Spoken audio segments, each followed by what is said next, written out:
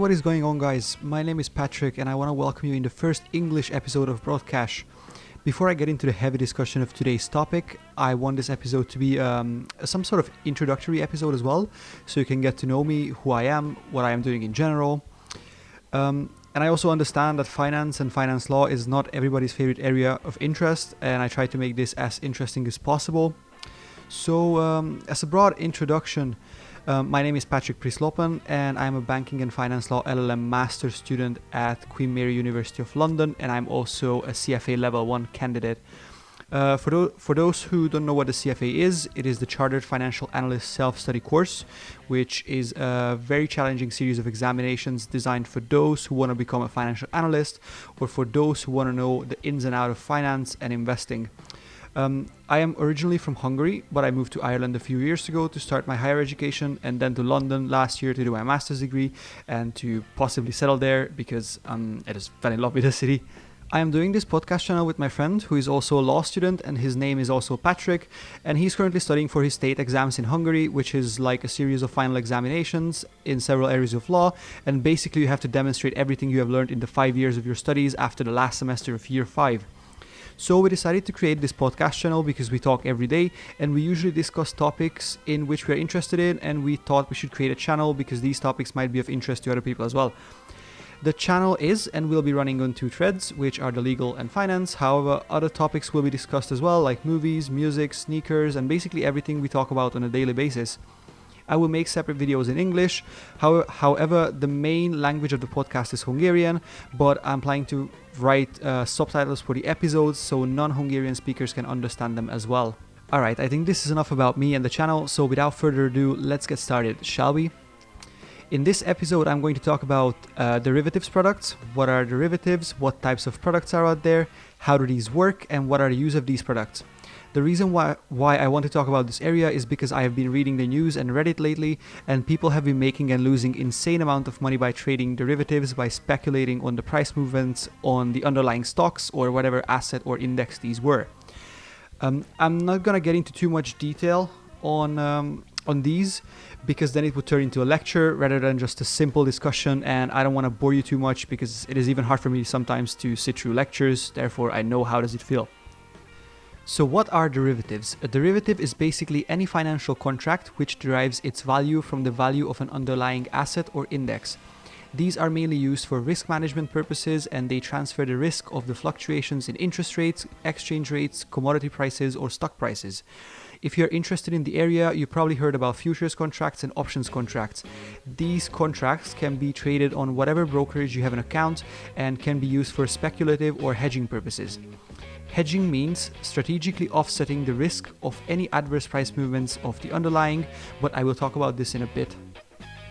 The most commonly used derivatives are forwards, futures, options, and swaps, and the definition of these can be a bit confusing for those who are hearing about these for the first time. In this episode, I'm going to discuss what forwards and futures are, and then I will turn to options, and I leave swaps for the next episode simply because I want to talk about swaps in more detail, and this would result in a very lengthy video. So forwards and futures. Guys, I try to explain these concepts in plain English because the terminology of finance can be very exhausting at times, and I know how hard it is to digest each definition. So a future contract is an obligation to buy or sell an asset at a fixed quantity, price, and time. Futures have standard terms, so basically all the contracts are the same, only their prices, quantity, and of course the future time period is different. A forward is basically the same as a future contract, but these are privately negotiated contracts and their terms can be customized. I'll give you an example to show the difference between futures and forwards. So imagine an airline who will need kerosene 6 months from today. The current price of kerosene is, let's say, €1 per barrel, and I'll use this number just for simplicity.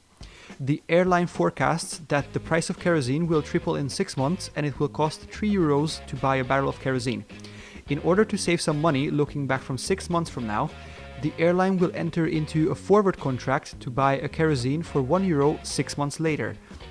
Now, what if the forecast is actually accurate and the seller of kerosene is forced to sell the kerosene for the price under the market value? Well, the seller has 2 options. Option 1 will be the actual sale of kerosene for €1, or if the seller chooses option 2, it can pay the difference between €3 and €1, which is €2. But what if the forecast of the airline is wrong and prices will fall to 50 cents a barrel? In this case, the seller of the kerosene makes a profit because the airline either has to buy the kerosene at a higher price than the current market value or simply pays the difference. Now the futures contract is exactly the same. However, imagine that on day 1 the price is €1 and on day 2 the price is €1.20. As an investor, you can settle the contract on day 2 and you do not have to wait until 6 months to actually terminate the contract. So when you trade commodities via your brokerage, you essentially enter into futures contracts and settle it whenever you want before the expiry date. Now, it is important to make a note that the price of the future contract tracks the price of the actual underlying asset, which in this case would be the market price of the kerosene. However, this could have a backlashing effect in a sense that if the counterparty does not settle the contract before expiry date, the counterparty could be obligated to actually accept physical delivery for the commodity. There was a case in which a trader entered into a future contract to buy, I think it was oil. So he entered into the purchase of approximately 240,000 barrels of oil, and he forgot to settle the contract before expiry date, and the company selling the oil called the trader to ask where does he want the oil to be delivered. Therefore, if you're not careful, you could end up with hundreds or thousands of barrels of crude oil in your back garden. Hopefully you understand the concepts of futures and forwards, so now I can turn to options because options are a bit more complicated and they're a bit more difficult to understand, but I try to make it as simple as possible. Alright, so let's talk about options now. Guys, if you're really interested in becoming the luckiest speculative trader in the world, you should definitely check out Wall Street Bets on Reddit. You can find everything from a $6,000 return on a $300 investment in one day to a $100,000 loss in 2 hours. Guys, before I start discussing options, I want to emphasize that this is not an investment advice. I am simply referring to Wall Street Bets because sometimes you can read interesting analysis on certain investment opportunities. I am not an investment professional and I am not giving any investment advice here, and I do not have any position in any of the products mentioned. Please do bear the fact in mind that investment is a highly speculative and volatile activity, and with improper risk management and background knowledge, a very high loss can be experienced.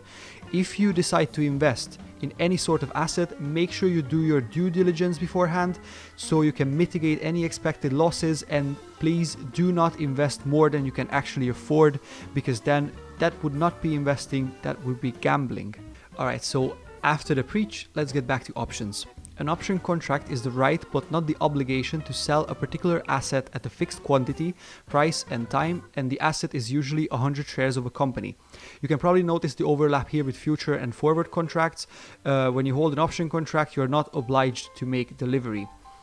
The counterparties in this case would be the option seller or writer and the option buyer or holder. Because you have the right to either exercise the contract or not, the price at which the option is exercisable is called the strike price. Options have expiry dates within which the option can be exercised. The expiry date is usually the third Friday of the contract's month. So let's say if you enter into a contract on the first week of the month, the contract will expire on Friday on the third week. The relationship between the strike price and the expiry date is important because the closer the option holder gets towards the expiry date, the lesser the value of the option contract will be. Just imagine any product in the grocery store. For example, the closer the milk gets to its expiration date, the worse the quality of the milk will be. There are exceptions, of course, especially in today's volatile market, where options can produce inconceivable returns one day before the expiry date. Options, just like futures, can be exercised on a daily basis. There are two types of options, the call option and the put option. A call option is the right to buy the asset, and the put option is the right to sell the asset at a given quantity, price, and time. Options are also used to facilitate a hedging strategy or to speculate on the price movements of the underlying asset. Let's say you forecast that the price of Tesla stocks will rise. The share price of the Tesla stock is $100 now. Again, this is just for simplicity, the actual price is not $100. So you think that the prices will go up, but you don't want to buy shares because they're too expensive or you can't buy enough to realize a good profit. So what do? You buy call option contracts for $10 per contract. Remember, one contract is usually for 100 shares. Suppose you have $10 to invest. If you buy one call option, essentially you speculate on the price movements on 100 Tesla shares rather than just the price movement of one Tesla share. If Tesla prices go up, the value of your option contracts go up as well, and you realize a profit. In contrast, if Tesla stock prices go down, your options will go down as well. Now, this sounds very simple and profitable. However, speculating on options can be extremely detrimental due to the underlying volatility. You can realize a 300% profit in few hours, but you can also lose all your investment just in few minutes if the volatility is high enough. So the price of the option is called the premium, which has a close relationship with the strike price. However, they are separate concepts.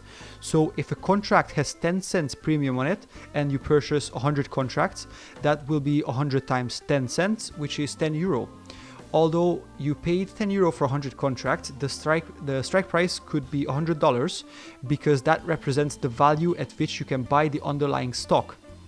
Its characteristic is that if at expiry the underlying asset is below the strike price, the call option buyer loses the premium paid, which is the maximum loss only. If you have losses on the contract but you let the contract to expire, you only lose the option premium. If the underlying stock price is above the strike price, your profit at expiry is the current stock price minus the strike price and the premium, and then this is multiplied by how many shares the option buyer controls under the contract. Option pricing is very complex. It requires the measurement of, for example, the intrinsic value of the option, volatility estimation, the time value estimation, and so on. The Black-Scholes-Merton formula is one of the ways to estimate the actual price of an option, but this is something for another video. And if you guys are interested, I can make a more detailed episode on options, how to trade options, how to calculate implied option volatility, and more stuff on this topic. Guys, I think this is the perfect time to finish this episode, because in the next video I will talk about swaps and their types, like total return swaps, interest rate swaps, and most importantly, credit default swaps, which have played an important role in the 2008 financial crisis. I will also mention how swaps are used, how they are incorporated into structured finance products, and I will also talk about the is-the-master agreements for derivatives transactions as well. If you enjoyed the video, make sure to hit the like button and to also subscribe to our channel. And if you want more finance related episodes, or if you're interested in something and you want me to make an episode on it, then leave a comment down below. Also, don't forget to recommend the channel to your friends if you think they would like the video as well. Again, I am Patrik, and this was the first episode of broadCash in English. Stay safe and stay tuned.